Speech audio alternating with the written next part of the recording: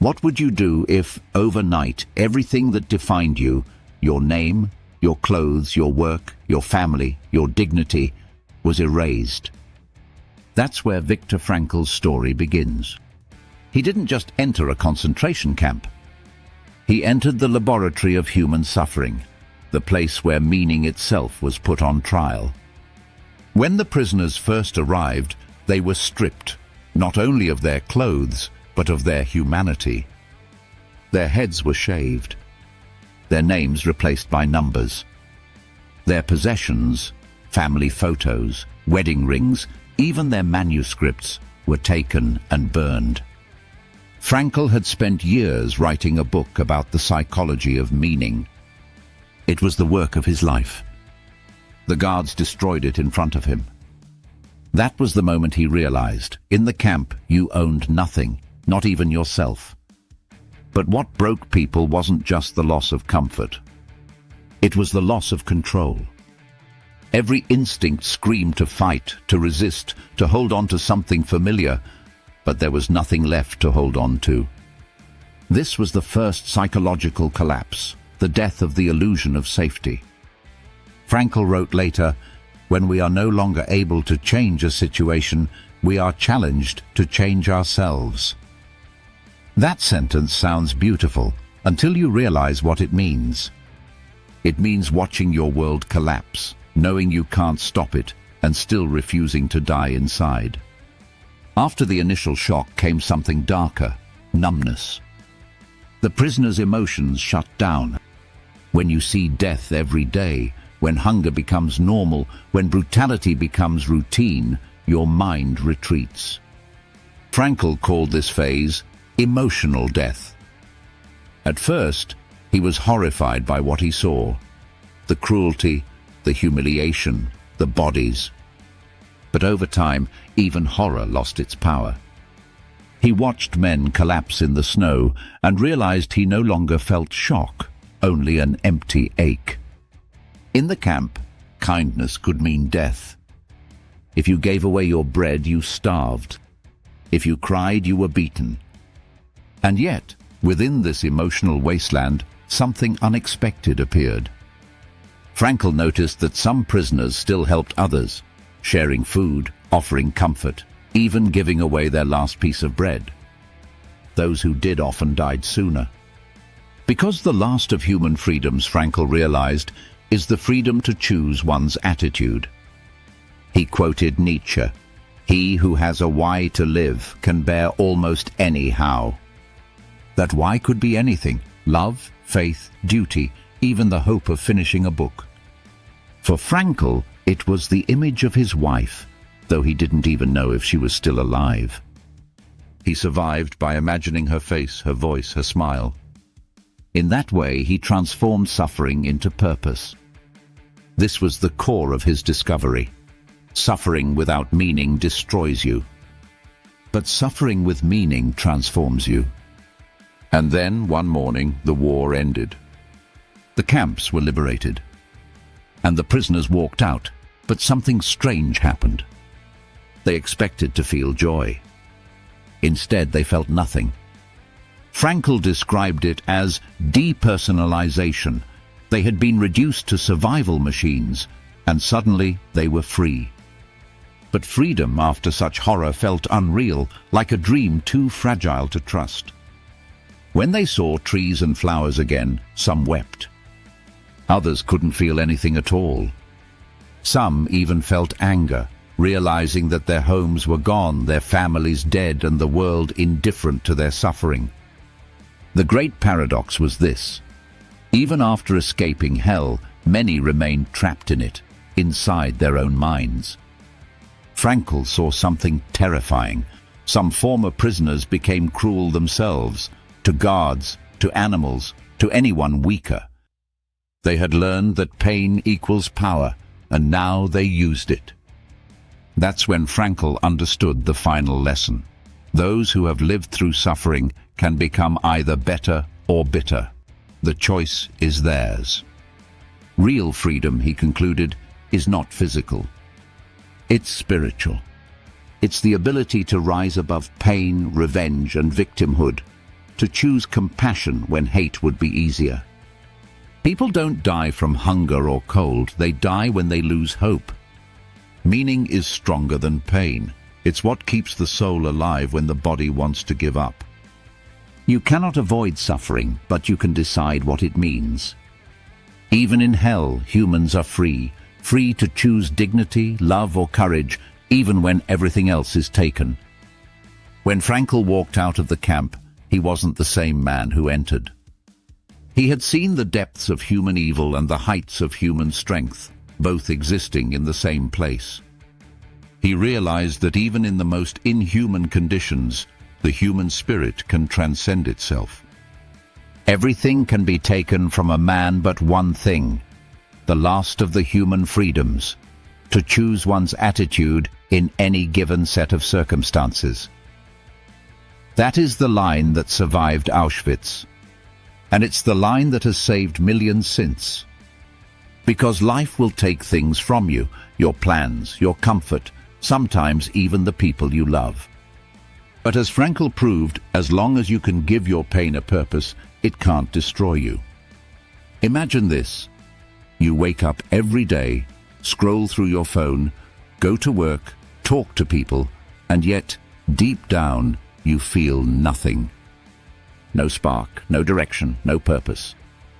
You're not sick, you're not dying, but something inside you is starving.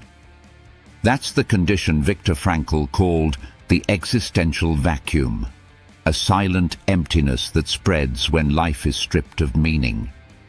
Frankl began by rejecting two of psychology's biggest voices, Freud and Adler. Freud said the human being is driven by the pursuit of pleasure. Adler said it's the pursuit of power. Frankl said, you're both wrong. What we truly crave is not pleasure or power, it's meaning. When meaning disappears, no amount of comfort or control can fill the void. That's why people can have everything, wealth, love, success, and still feel empty. They're not hungry for more things. They're hungry for a why. People suffer not from pain itself, Frankl wrote, but from a lack of meaning in pain. A prisoner who knows why he must endure will survive. A millionaire without a reason to live will collapse under the weight of his own comfort. And that's the paradox of our age. We've built the most comfortable civilization in history, and yet depression is everywhere. Because comfort kills meaning when it becomes a substitute for it.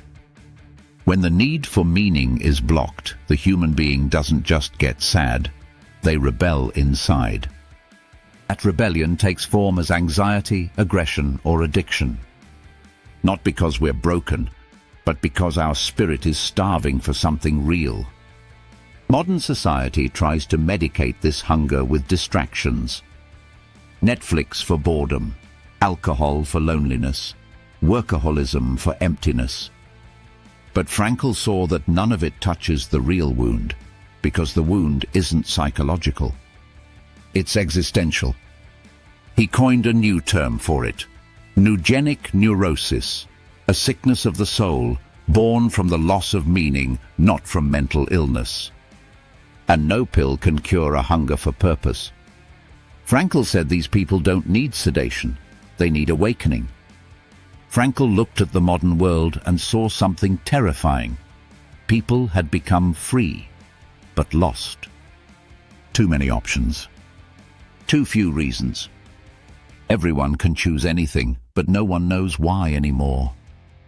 He said, people have enough to live by, but nothing to live for. That's why so many feel like ghosts in their own lives, drifting from job to job, partner to partner, pleasure to pleasure, without ever feeling alive.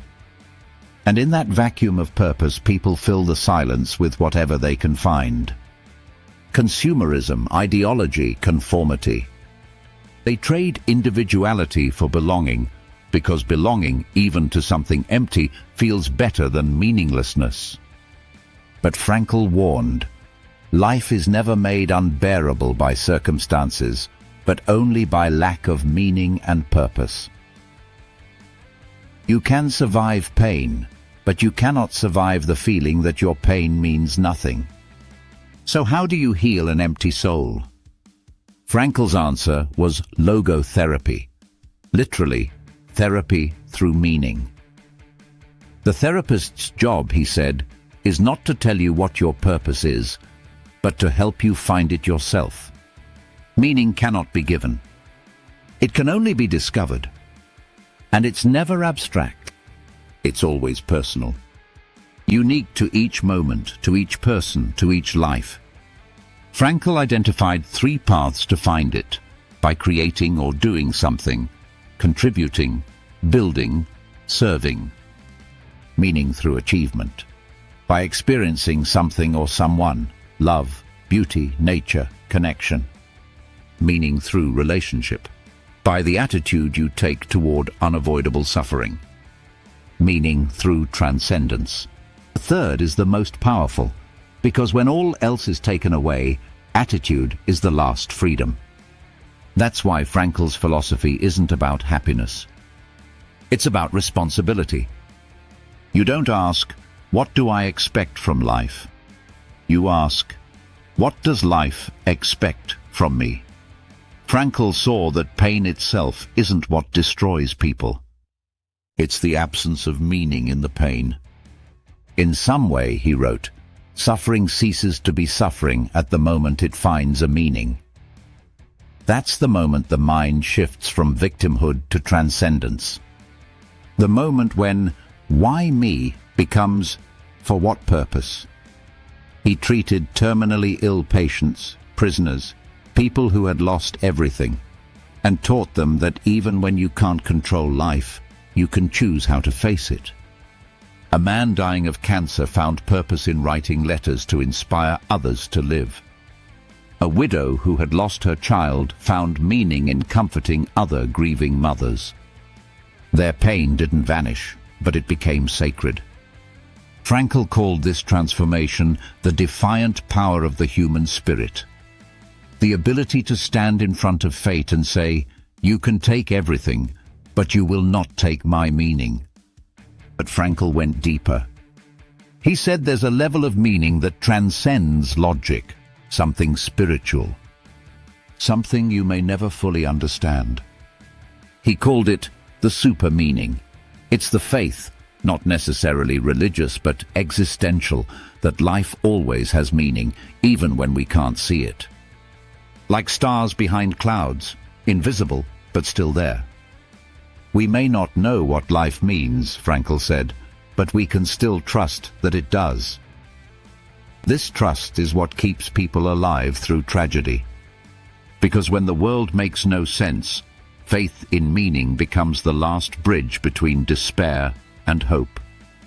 Frankl's message was simple but brutal.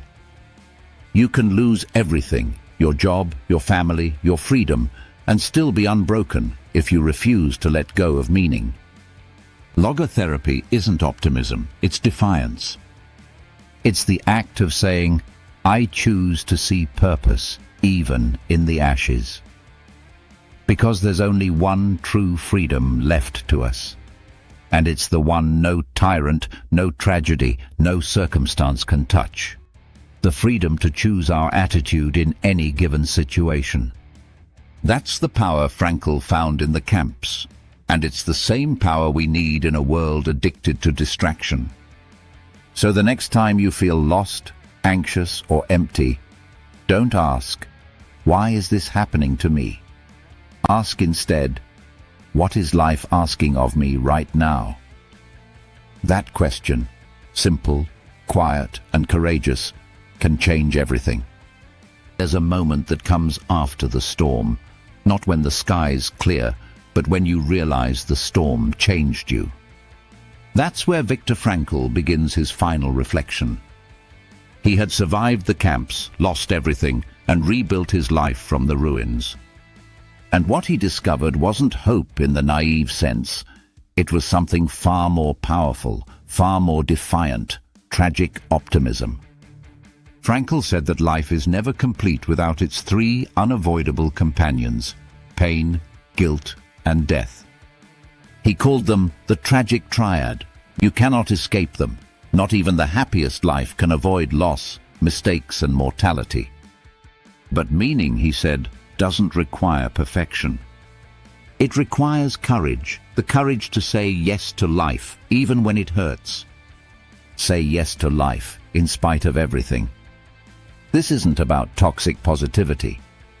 It's not pretending everything is fine. It's the ability to stand in front of tragedy and whisper, even this can be transformed. That's tragic optimism, the art of seeing light, not after the darkness, but inside it. Frankl warned that the greatest danger to modern humanity isn't war or poverty, it's emptiness. He looked around after the war and saw people with full stomachs, warm houses, stable jobs, and souls that felt dead. He called it Existential Vacuum 2.0, the age of numbness. People no longer believed in anything larger than themselves. They replaced faith with distraction, purpose with productivity, and love with convenience. He saw how society began to pathologize suffering, to treat any discomfort as illness, any sadness as a chemical problem. But Frankl knew better. There is nothing in the world that would so effectively help one to survive even the worst conditions as the knowledge that one's life has a meaning. The modern human, he said, is protected from pain, but empty of purpose. And when pain inevitably arrives, they have no inner structure to endure it. That's why comfort without meaning destroys the spirit. Frankl compared modern freedom to a bird with only one wing. We've built entire cultures obsessed with freedom, to choose, to buy, to express, but we've forgotten its twin, responsibility. He imagined the Statue of Liberty standing on the east coast of America, and said there should be a statue of responsibility on the west coast to balance it. Because true freedom isn't doing what you want, it's doing what you're meant to do. When freedom lacks responsibility, people fall into nihilism, the belief that nothing matters. And that's when depression, addiction, and violence rise. Not because life is meaningless, but because people have lost the tools to find meaning. Frankl said that even in the face of the tragic triad, pain, guilt, and death, humans have three incredible powers. We can turn pain into achievement and growth. Every trauma can become a teacher, every loss a rebirth. We can turn guilt into responsibility. Instead of being paralyzed by shame, we can redeem ourselves through new action. We can turn the awareness of death into motivation. Knowing life is finite forces us to live authentically, to stop waiting. That's the miracle of meaning. It turns tragedy into fuel. You don't erase the pain, you redeem it. Death, Frankl said, is not life's enemy. It's what gives life urgency. A world without death would be a world without depth. Because it's the ticking clock that forces us to ask, what am I doing with my time? It's what makes love precious, choices sacred, and purpose necessary. The transitoriness of our existence in no way makes it meaningless, he wrote, but rather gives it meaning. Every moment you waste is a moment you'll never get back, and that's precisely why it matters. Frankl called it the defiant power of the human spirit, the inner force that refuses to collapse. He saw it in the camps, in dying patients, in people who had lost everything yet kept their dignity. That's what tragic optimism is, not the denial of suffering, but its transformation. Not naive hope, but spiritual rebellion against despair. To suffer with meaning is to rise above fate. To find purpose in tragedy is to become untouchable. And that's why, in the face of everything he endured, the camps, the deaths, the starvation, the cruelty, Viktor Frankl could still say yes to life. If Frankl were alive today, he would say this: you don't need more comfort. You need more meaning. You don't need fewer problems. You need a reason to face them. You don't need the perfect life. You need a purpose that makes the pain worthwhile. Because the problem is not that life is hard, it's that you no longer believe that hardship can be sacred. He would remind us that when we stop asking, "What can I get from life?" and start asking, "What does life want from me?" everything changes. That question transforms victims into creators, pain into strength, and despair into clarity. At the end of man's search for meaning, Frankl didn't promise happiness. He promised freedom through meaning. He didn't promise that life would be easy. He promised that it would be worth it. Happiness cannot be pursued. It must ensue. Live as if you were living for the second time and had acted wrongly the first time. Tragic optimism means waking up and saying, "Yes, I will live." Not because life is perfect, but because it's mine to make meaningful. That is the power that outlived Auschwitz. The power that outlives despair. The power that can still save anyone willing to stop running from pain and start transforming it. Because in the end, the deepest truth Frankl ever wrote still burns with light. Everything can be taken from a man but one thing, the last of the human freedoms, to choose one's attitude in any given set of circumstances, to choose one's own way. Between stimulus and response there is a space. In that space is our power to choose our response. In our response lies our growth and our freedom.